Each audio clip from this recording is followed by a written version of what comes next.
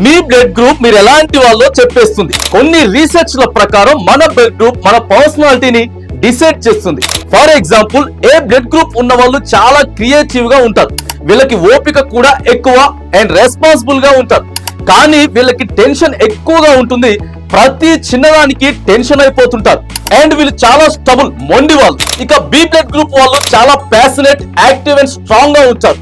కానీ వీళ్ళలో సెల్ఫిష్నెస్ ఎక్కువ, కోపం కూడా ఎక్కువే.